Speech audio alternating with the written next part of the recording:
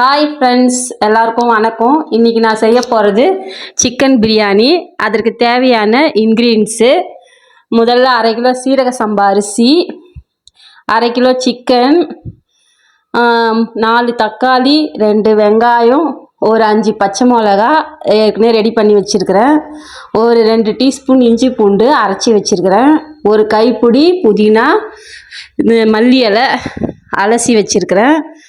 இது பிரியாணிக்கு தேவையான பட்டை கொஞ்சம், லவங்கம் ஒரு 7-8, 2 ஏலக்காய், பிரிஞ்சி இலை 2, அவ்வளோதாங்க. கொஞ்சம் தயிர், அரை பேக்கெட் தயிர், 10 ரூபா தயிருங்க.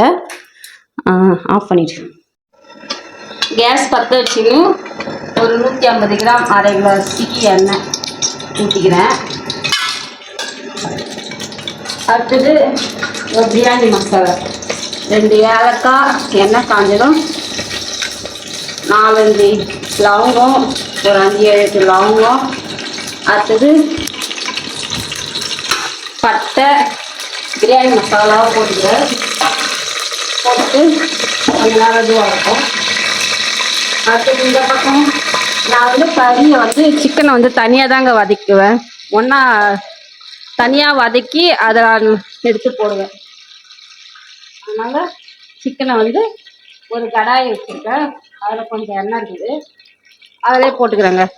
பூரி சுட்ட கடாயி, அதில் இந்த சிக்கனை தனியாக வதக்கி போடுவேன் பிரியாணியில்.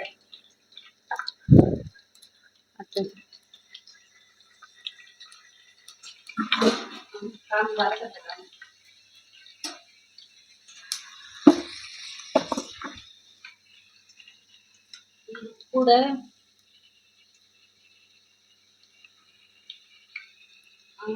எண்ணெய் காமிச்சு மசாலா கொஞ்சம் இதுவாகிடுச்சு. அடுத்தது வெங்காயத்தை போட்டு நல்லா வெங்காயத்தை போடுறத காமிச்சு வெங்காயத்தை போட்டுக்கிறேங்க.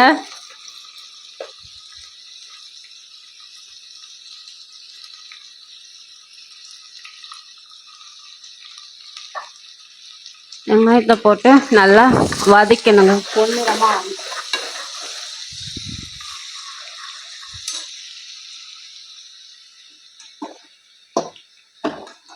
இந்த கப்பில் பத்து காமிக்கலாம்.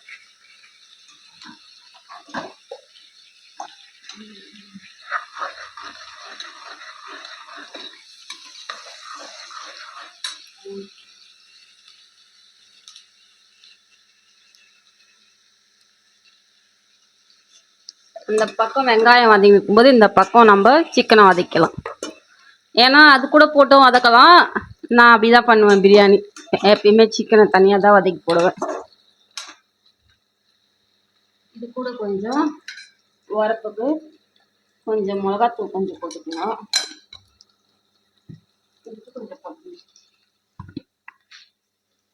அப்போதான் கொஞ்சம் சிக்கன் டேஸ்டாக இருக்கிற மாதிரி தெரியும். கொஞ்சம் தேவையான அளவுக்கு உப்பு, அடுத்தது கொஞ்சமாக இஞ்சி பூண்டு போட்டுக்கணும்.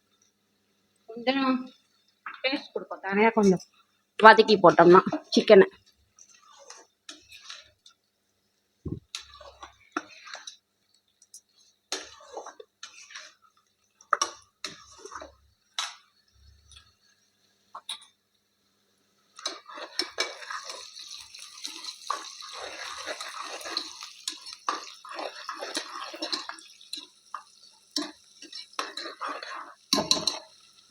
வெங்காயம் வதங்கிட்டு இருக்குங்க. வெங்காயம் பொன்னிறமாக வதங்கிச்சிங்க. காமி வெங்காயம் பொன்னிறமாக வதங்கிச்சு. அடுத்தது தக்காளி போட்டுக்கிறேங்க. அடுத்தது பச்சை மிளகாவும் கூடவே ஆட் பண்ணிக்கலாம். தக்காளி கொஞ்சம் நல்லா வதக்கணும். எதுவுமே ஒரு வதக்கணும். லாஸ்ட்டில் தாங்க நான் இஞ்சி பூண்டு போடுவேன். ஏன்னா கசப்பு வாசனை வரும். கொஞ்சம் சீக்கிரமாக வதங்கினா கொஞ்சம் லேசாக உப்பு போட்டுக்கலாம். அது கொஞ்சம் சீக்கிரமாக வதங்கிடும் தக்காளி. இது வதங்கிட்டே இருக்கும்போது கொஞ்சோண்டு சோம்பு போட்டுக்கிறாங்க.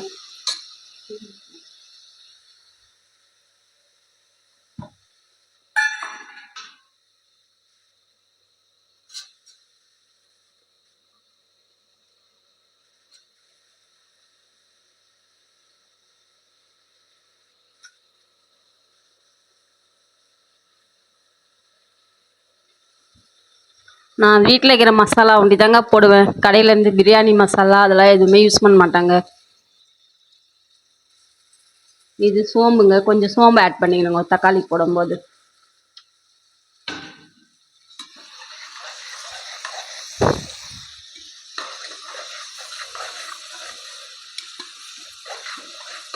அரை கிலோ அரிசிக்கு 2 பெரிய சைஸ் வெங்காயம் எடுத்துக்கோங்க, 4 தக்காளி எடுத்துக்கோங்க, ஒரு 5-6 பச்சை மிளகாய் எடுத்துக்கோங்க. கரெக்டாக இருக்குங்க. கொஞ்சம் 10 ரூபா தயிர் பாக்கெட்டு கொஞ்சம் அரை பாக்கெட் ஊற்றுங்க போதும். கொஞ்சம் தக்காளி வதங்கட்டும்.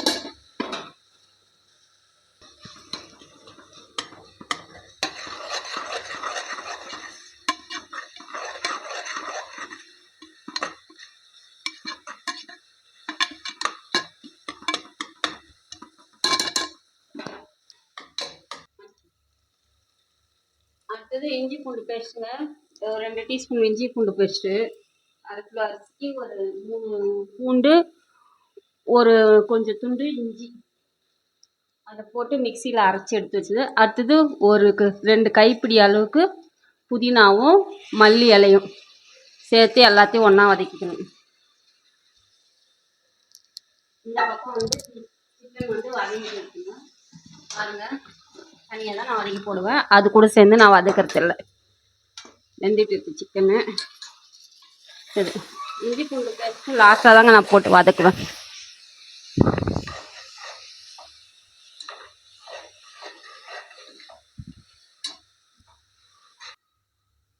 இந்த பதங்க எண்ணெய் நல்லா இப்படி பிரிஞ்சு வரணும். அப்போ தான் நீங்கள் அடுத்தது வதக்கி எடுத்த சிக்கனை இதில் ஊற்றி ஆட் பண்ணணும். தனியாக சிக்கனை வதக்கி வச்சோம்ல, அதில் இதை கொட்டி ஆட் பண்ணிக்கணும்.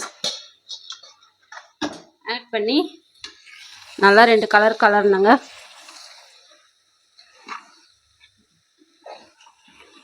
ரெண்டு கலர் கலரிட்டு அடுத்தது சிக்கனை போட்ட உடனே அடுத்தது கொஞ்சம் அரை கப் தயிர் போட்டு அரை பாக்கெட் போட்டால் போதும். ஏற்கனவே தக்காளி போட்டுக்கிறோம் இல்லையா, புளிப்பு வந்துடும். போட்டுட்டு தயிரை போட்டுட்டு நல்லா கலரி விடணும். ஏற்கனவே சிக்கன் பாதி வேக்காடு வெந்துட்டு இருக்கோம். அதனால் நம்ம என்ன பண்ணோம், இப்போ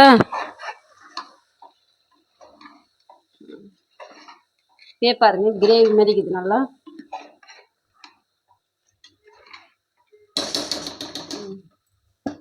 சிறுந்தீர் வச்சுக்கணும். அடுத்தது நான் அரிசி வந்து இந்த கிணத்துல தாங்க எடுத்துக்கினேன். இதில் 2 கப்பு, இதில் வந்து ஜீரக சம்பா அரிசிக்கு 2 கப்பு தண்ணி எடுத்துக்கினேன். ஒரு 1.5 கப்பு எடுத்தா கொஞ்சம் பளபளன்னு இருக்கும். ஆனால் நாங்கள் கொஞ்சம் வெந்து தான் சாப்பிடுவோம். அதனால் நான் 2 கப் தண்ணி எடுத்துக்கினேன். 2 கப் தண்ணி ஊற்றிட்டேங்க. ஏற்கனவே 2 இதில் உப்பு போட்டிருக்கேன். அதனால் உப்பு கொஞ்சம் பார்த்துக்கின்னு கரெக்டாக இருக்கிற மாதிரி பார்த்து போடுங்க. இன்னும் கொஞ்சம் உப்பு போட்டுடுறேன். அடுத்தது குடிச்சு பார்த்துட்டு காரம் தான் இல்லைன்னா போடலாம், இல்லைன்னா தேவையான அளவுக்கு மிளகாத்தூள். ஏற்கனவே இதில் 1 டீஸ்பூன் மிளகாத்தூள் போட்டிருக்கேன். அதனால் எதுவும் தேவையில்லை. அப்படியே கலரிட்டு அப்படியே தட்டு போட்டு மூடிடுங்க. தண்ணிக்கு இங்கே வந்து நான் தாளிக்கும் போது மட்டும்தான் அரிசி ஊற வைக்க ஆரம்பிச்சிருவேன். இதில் ஊற வச்சுக்கிறேன் அரிசி, ஜீரக சம்பா அரிசி இதில் ஊற வச்சுக்கிறேன். தண்ணிக்கு வச்ச உடனே கழுவிட்டு அப்படியே போட்டுருவேன். எப்பயுமே தாளிக்க ஆரம்பிக்கும் போது மட்டும்தான் நான் அரிசி ஊற வைப்பேன். அதுக்கு முன்னாடிலாம் ஊற வைக்க மாட்டேன்.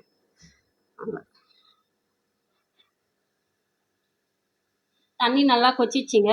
அடுத்தது ஊற வச்சு எடுத்து வச்சுருந்தோம் இல்லையா அரிசி, அதை நான் இப்போ போட போகிறேன். சீரக சம்பா அரிசி ஊறி இருந்துச்சு இல்லையா, அதை கொட்டுறோம். 1/2 கிலோ அரிசிங்க. இது வந்து 5 லிட்டர் குக்கருங்க. இதில் தான் நான் பிரியாணி பண்ணுவேன். இதுக்கு பிரியாணி தட்டு போட்டு தாங்க மூடுவேன். குக்கர் விசில்லாம் விட மாட்டாங்க. தட்டு போட்டு மூடிட்டு அப்படியே வேக வச்சு எடுத்துருவாங்க.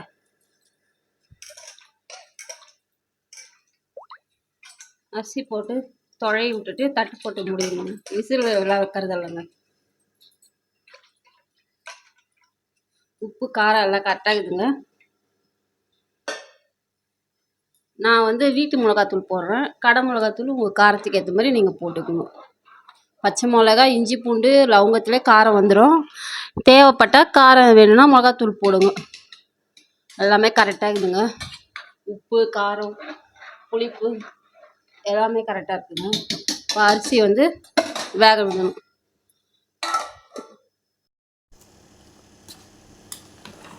இதை பாருங்கள், இந்தமாரி மைக்குங்க, இந்தமாரி கொதி வந்த உடனே இந்தமாரி 2 கலர் கலரி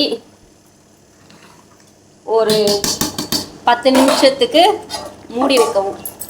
மூடி வச்சுருங்க, சிறுந்தியில் வச்சுருங்க. அவ்வளோதாங்க, ஒரு 10 நிமிஷத்தில் பிரியாணி ரெடி ஆகிடுங்க. பாருங்கள், 10-15 நிமிஷத்துக்கு அப்புறம் இந்த மாதிரி வருங்க. கொஞ்சம் கொஞ்சம் அமுங்கின மாதிரி இருக்குமே. இப்படி இருக்கிற சமயத்தில் நீங்கள் மூடி வச்சிட்டிங்கன்னா அப்படியே சூப்பராக வெந்த மாரி ஆகிடுங்க. அப்படியே மூடி வச்சுருங்க. அவ்வளோதாங்க பிரியாணி. நல்லா பார்த்துக்குங்க. சுட சுட பிரியாணி ரெடிங்க.